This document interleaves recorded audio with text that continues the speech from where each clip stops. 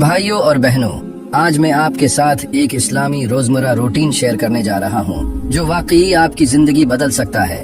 ذرا سوچیں، اگر آپ کا دن صرف کاموں کی فہرست مکمل کرنے سے زیادہ کچھ ہو، بلکہ آپ کی ہر گھڑی، ہر لمحہ برکتوں سے بھر جائے۔ یہ صبح کی روٹین آپ کے ذہن اور جسم کو تبدیل کر سکتی ہے انشاءاللہ، اور آپ کو ہر لمحے میں اللہ کی موجودگی کا احساس دلا سکتی ہے۔ یہ روٹین آپ کو صرف ایک پروڈکٹیوٹی مشین نہیں بنائے گی، بلکہ آپ کے ذہنی، جذباتی اور روحانی زندگی میں بھی ترقی لے کر آئے گی۔ لیکن ایک بات کا خیال رکھیں، یہ روٹین صرف اسی وقت کام کرتی ہے جب آپ اس میں پورے دل سے شامل ہوں اور اس کے لیے خود کو حاضر رکھیں۔ کوئی کسر نہ چھوڑیں اور کمزور مت بنیں۔ اس روٹین کا ایک ایک حصہ آپ کو زندگی میں ایک بہتر اور کامیاب مسلمان بنا سکتا ہے۔ نمبر 1، صبح کی نماز ادا کریں۔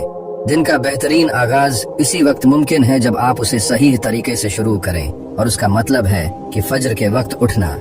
فجر کی نماز نہ صرف آپ کے دن کی پہلی کامیابی ہے، بلکہ یہ آپ کو اللہ کے قریب ہونے کا بہترین موقع فراہم کرتی ہے۔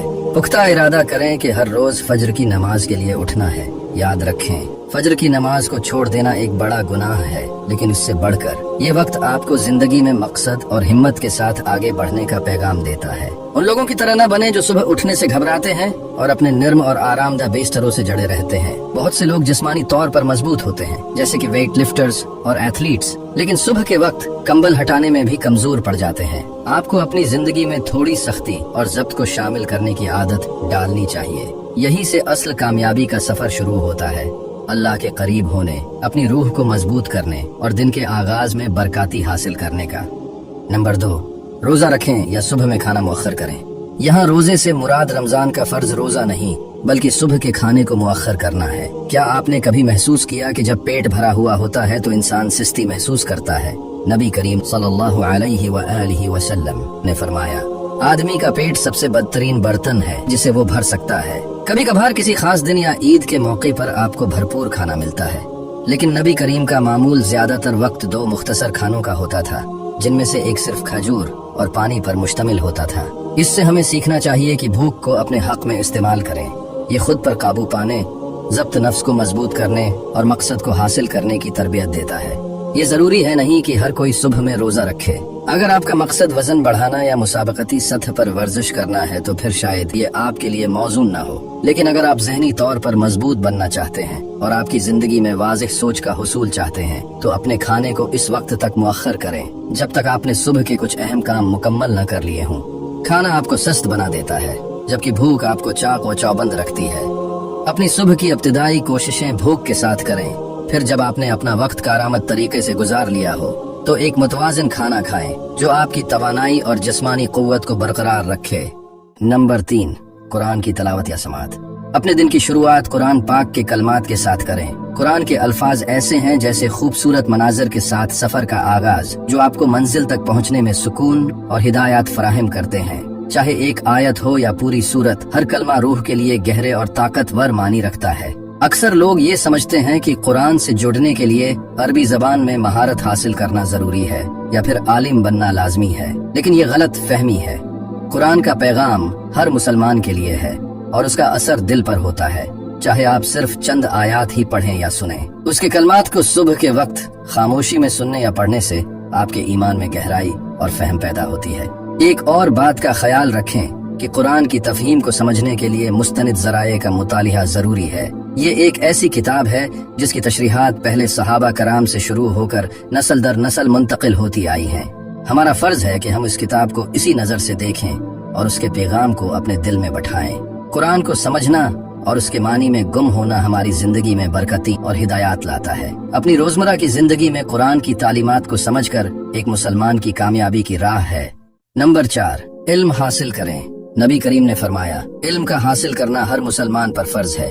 یہ صرف دینی علم تک محدود نہیں، بلکہ اس میں دنیاوی علم بھی شامل ہے جو ہمیں دنیا میں بہترین طریقے سے زندگی گزارنے میں مدد دیتا ہے۔ اسلامی تعلیمات میں علم کی اہمیت کو بہت زیادہ اجاگر کیا گیا ہے۔ دینی علم ہمیں ہماری عبادات، اخلاق اور معاملات میں درست رہنمائی فراہم کرتا ہے۔ اگر ہم نماز، روزہ اور دیگر فرائض کی گہرائی کو سمجھنا چاہتے ہیں تو علم کی بنیاد سے ہی ہمیں یہ سب کچھ سیکھنا ہوگا۔ علم حاصل کرنا ہمیں صرف کتابوں میں محدود نہیں رکھتا، بلکہ ہمیں دوسروں کے قریب بھی لاتا ہے۔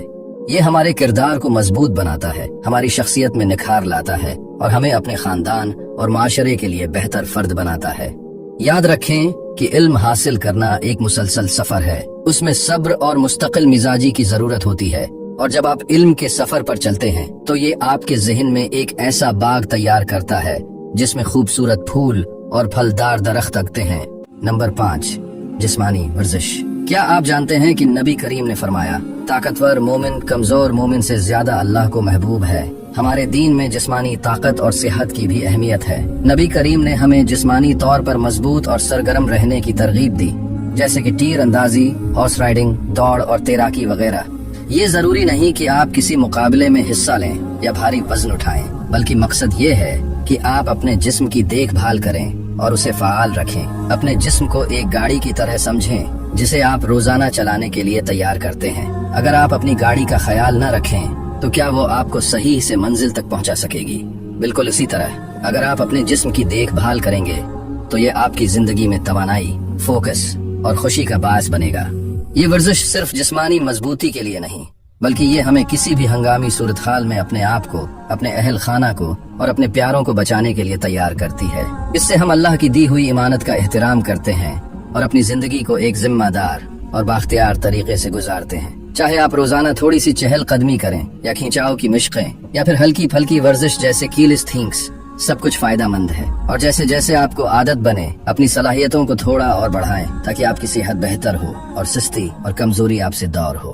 بھائیوں اور بہنوں، جب ہم اپنے دن کا آغاز اللہ کی برکتوں اور ایک مضبوط نیت کے ساتھ کرتے ہیں تو یہ ہمیں بہترین راہ پر چلنے میں مدد دیتا ہے۔ ہر روز کی باقاعدہ منصوبہ بندی ہمیں زندگی میں مقصد اور ترتیب کا احساس دیتی ہے۔ اپنے دن کی منصوبہ بندی کریں، چاہے وہ آپ کی عبادات ہوں، کام ہوں یا ذاتی ترقی کے مقاصد۔ ہر چیز کو ایک ترتیب سے کریں۔ اللہ کے قریب ہونے کے لمحات، جسمانی سرگرمیاں، علم حاصل کرنے کا وقت اور اپنے کام یا ذمہ داریوں کا انتظام، یہ سب کچھ آپ کو نہ صرف اپنی زندگی میں کامیابی کی طرف لے جائے گا بلکہ آپ کے اندر خود اعتمادی اور سکون بھی پیدا کرے گا۔ یاد رکھیں کہ ہماری زندگی کا ہر لمحہ اللہ کی عطا کردہ نعمت ہے۔ جب ہم اپنے وقت کو صحیح طریقے سے استعمال کرتے ہیں تو یہ نہ صرف ہمیں اپنی دنیا میں کامیابی دیتا ہے بلکہ آخرت میں بھی ہمیں اعلیٰ مقامات پر لے جاتا ہے۔